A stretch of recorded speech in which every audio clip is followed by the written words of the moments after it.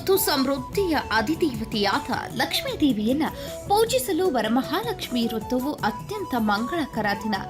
ವರಮಹಾಲಕ್ಷ್ಮಿ ದೇವಿಯನ್ನ ಮೆಚ್ಚಿಸಲು ಮತ್ತು ಗೌರವಿಸಲು ಈ ದಿನ ಭಕ್ತರು ವಿಶೇಷ ಪೂಜೆ ಮತ್ತು ಉಪವಾಸ ಋತುವನ್ನು ಆಚರಿಸುತ್ತಾರೆ. ಶ್ರಾವಣ ಮಾಸದ ಶುಕ್ಲ ಪಕ್ಷದ ಏಕಾದಶಿಯ ತಿಥಿಯಂದು ವರಮಹಾಲಕ್ಷ್ಮಿ ಹಬ್ಬವನ್ನು ಭಕ್ತಿಭಾವದಿಂದ ಆಚರಿಸಲಾಗುತ್ತದೆ. ಪೌರಾಣಿಕ ನಂಬಿಕೆಗಳ ಪ್ರಕಾರ ಕ್ಷೀರಸಾಗರದಿಂದ ಜನಿಸಿದ ವರಮಹಾಲಕ್ಷ್ಮಿಯನ್ನ ಪೂಜಿಸುವುದರಿಂದ ಸಮೃದ್ಧಿ ಹೆಚ್ಚಾಗುತ್ತದೆ ಮತ್ತು ಭಕ್ತರ ಇಷ್ಟಾರ್ಥ ಈಡೇರುತ್ತದೆ. ಈ ಪವಿತ್ರ ದಿನದಂದು ಉಪವಾಸವನ್ನು ಆಚರಿಸುವ ಮಹಿಳೆಯರು ಸಂಪತ್ತು, ಪ್ರೀತಿ, ಶಾಂತಿ, ಕೀರ್ತಿ, ಶಕ್ತಿ ಹಾಗೂ 8 ಶಕ್ತಿಗಳನ್ನು ಪ್ರತಿನಿಧಿಸುವ ಅಷ್ಟಲಕ್ಷ್ಮಿಯರ ಆಶೀರ್ವಾದ ಪಡೆಯುತ್ತಾರೆ ಎನ್ನುವ ನಂಬಿಕೆ ಇದೆ. ಈ ದಿನದಂದು ಹಿಂದೂ ದೇವಾಲಯಗಳಲ್ಲಿ ದೇವತೆಗಳಿಗೆ ವಿಶೇಷ ಪೂಜೆಗಳನ್ನು ಸಲ್ಲಿಸಿ ಆರಾಧಿಸಲಾಗುತ್ತದೆ.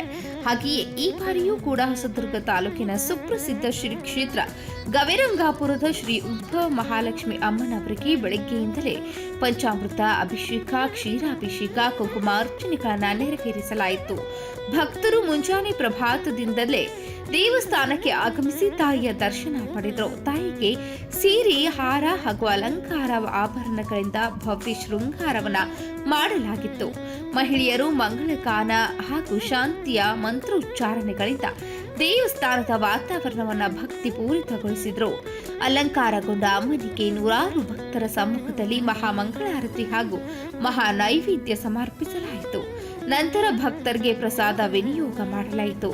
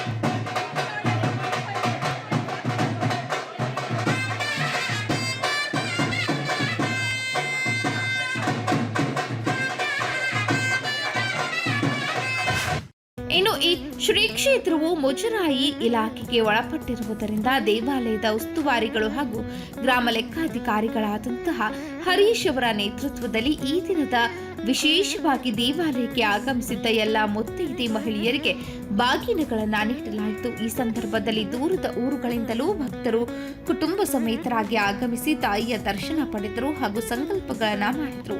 ಈ ಸಂದರ್ಭದಲ್ಲಿ ಉದ್ಭವ ಮಹಾಲಕ್ಷ್ಮಿ ದೇವಾಲಯದ ಅರ್ಚಕರಾದ ಕೆಸಿ ಶ್ರೀನಿವಾಸ್, ಶ್ರೀಹರಿ, ದರ್ಶನ್, ಭಾರ್ಗವ್, ಗ್ರಾಮದ ಮುಖಂಡರುಗಳು, ಶ್ರೀವಾರ್ತಿಗಳು, ದೇವಾಲಯದ ಸಿಬ್ಬಂದಿ ಹಾಗೂ ನೂರಾರು ಭಕ್ತರು ಪಾಲ್ಗೊಂಡಿದ್ದರು.